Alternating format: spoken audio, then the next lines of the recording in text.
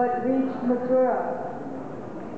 Krishna performs these beautiful pastimes, Iti Jit Lila Virananda Kunde, Swagoshami Majantamapyapayantam.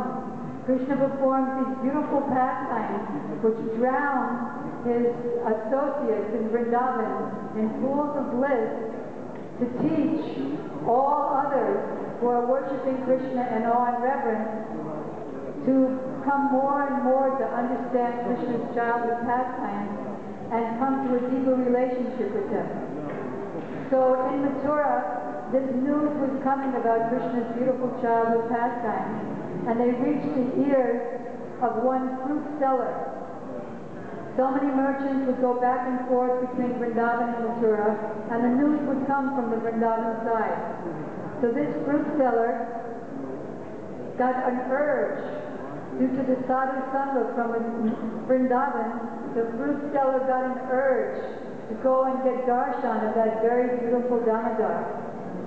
So she went to Vrindavan looking for Krishna, and at the same time, with the excuse of selling her fruit, oh, take bananas, take mangoes, take apples, buy the fruits for me. But at the same time, she was looking for how she could get the darshan of Krishna. But Krishna was sometimes sleeping, sometimes playing in the lap of his mother, in his room, so she couldn't get his darshan. So she would come again and again and try, and as she tried more and more, her eagerness became greater and greater, until finally she became so determined that do or die, I must see Krishna today, or I'm not going back to Mathura. Srila Gurudev said that we, in order to be able to get the darshan of Krishna, must also have that same determined vow. I'm going to hear the pastimes of Krishna. I'm going to not talk prachalpa. I'm going to not criticize or hear gossip. I'm going to read Venu and Gopi and his pastimes in Srimad Bhagavatam. Every day I'm going to chant my Gayatri with proper meditation, my japa with remembering the songs in the songbook, and the prayers that our acharyas taught us. So she was very determined. And just like many, many fruit sellers, they're able to carry their baskets without holding on to them. They had such a balance that they could put their two arms anywhere they liked.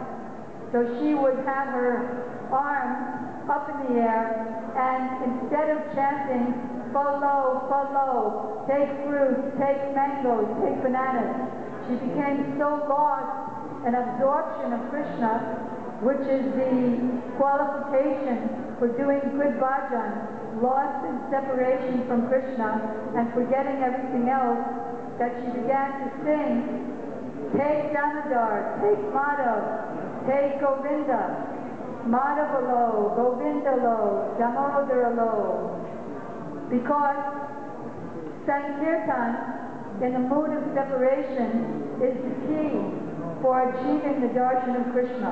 Krishna is forced to go there and come in the view of his devotee who's singing in separation. He's forced, he feels compelled to give that devotee his pure service. The gopis also knew that system, and so they sang their gopi geet. So Krishna, hearing this beautiful prayers of the lost in reverie of separation, this fruit seller, Krishna got off the lap of his mother. He was determined that I'm going to give mercy to this fruit seller. So I'm going to give my darshan. I want to see that fruit seller. So Krishna took some grains, but even though he was able to carry lots of grains in the beginning in his little hand, as he was carrying the grains fell through his fingers. You can imagine a little baby trying to carry something. So he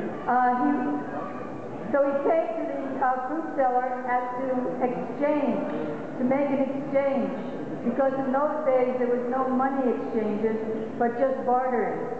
So he came, he just had a few little pieces of grain stuck to his fingers now. And he came to the fruit seller and he said, "Give me fruit." So finally she saw her goal, her object, and she became so overwhelmed with love and affection that she forgot all of her existence and said, "Okay, I'll give you the fruit, but under one condition. You have to sit in my lap and you have to call me mother." So she's a low class compared to Krishna, who's the son of the king of Braj, and she's a mere fruit seller. So Krishna's looking in all different directions. Is anybody seeing? Because if anybody sees me sitting on the lap of this merchant and calling her mother, surely everyone will laugh at me. But of course, Krishna is the Supreme Personality of Godhead. By his desire, there was nobody around. So he saw, yes, the coast is clear. So he sat in her lap for 1 second, called her mother, and jumped off her lap. "Give me fruit." So she was now completely in total ecstasy. So she gave him so many fruits. First that could fit on his hand, and then that was enough. So he extended his arms, so whatever she could fit on his hands and his arms. And Krishna quickly went away to his mother and showed all of the fruit. There were only a few fruits that Krishna could fit on his arms and hands. So his mother took the fruit and began distributing them to her associates. But because the nature of Krishna Prasadam is that it's unlimited, she kept distributing and distributing, and there was no end. Mahaprasade Govinde Nama Brahmani Vaishnave. Srila Gurudev gave a very, very deep explanation of this prayer that we sing daily. O Mahaprasada, you are not different from Radha and Govinda and all of their pastimes. You're not different from the holy name, which has the power to create and destroy innumerable universes. O Mahaprasada, you're not different from the holy Vaishnavas who come and spread Krishna consciousness all over the world. Therefore, you can give me whatever they can give me. You can give me Braj Bhakti and even Gopi Bhav. And you can take away all my anarthas. So I beg you to do that. So this is the nature of Prasadam, and Mother Yasoda was distributing and distributing. Meanwhile, what happened to the fruit vendor? She completely forgot anything of Mathura or anywhere, and just lost in remembering beautiful little 2.5-year-old Damodar. So finally somebody came over and held on her shoulder, "Wake up, wake up." And then, instead of going back to Mathura, she walked towards the Jamuna, and as she was walking, her basket of fruit, now she gave Krishna a lot of the fruit, but her basket was becoming heavier and heavier. Not lighter, but it was becoming gradually so heavy.